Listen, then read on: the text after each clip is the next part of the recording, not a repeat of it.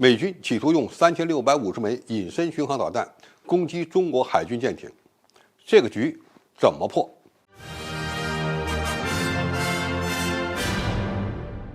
观众朋友，大家好，我是付先少。在美国智库最近推演的美军武力介入台海冲突的过程中，美军打击中国舰队的主要武器不再是航空母舰和舰载机，而是用战略轰炸机发射 AGM-158 隐身巡航导弹。按照美国智库的推算，美军到2026年将拥有450枚 AGM-158C 隐身巡航导弹，另外还有3200枚的 AGM-158B 远程隐身防区外攻击导弹。所以中国军队未来要面对的真正威胁就是这两种隐身巡航导弹。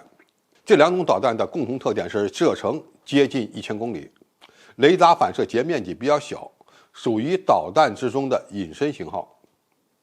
其制导方式为惯导加 GPS 制导，再加末端红外成像制导。AGM-158C 的不同之处是，其末端具有人工智能修正能力，也就是这种导弹可以判断对方军舰的防御弱点，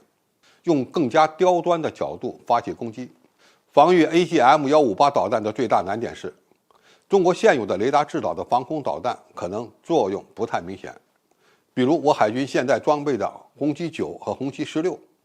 舰对空导弹，其采用的是主动雷达导引头。这些防空导弹主要针对的是反舰导弹、常规巡航导弹和飞机等目标。海红旗10近程防空导弹武器系统，它的导引头为被动雷达加红外复合制导，针对的也是来袭的雷达制导的反舰导弹。其红外导引头无法在很远的距离上锁定目标，只有1130万发炮才拥有独立的光电观测系统，也就是采用红外探测的方式来锁定目标。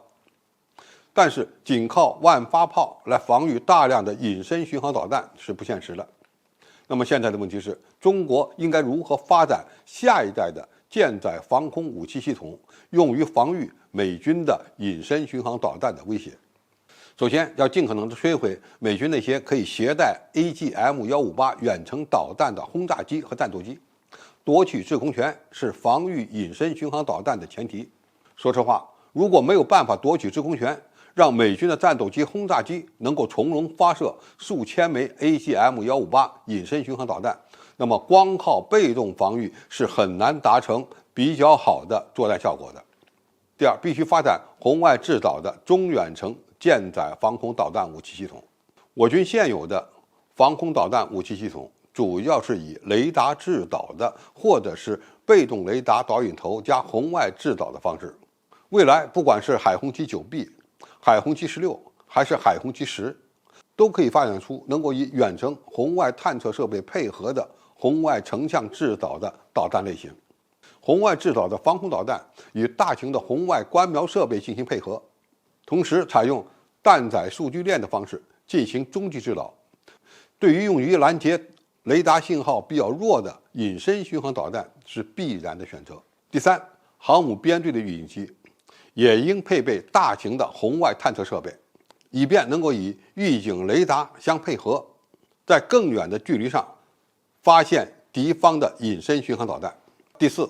要考虑在军舰的上层建筑配备强大的被动红外探测设备。据外媒报道，中国的航母上已经配装有类似的设备，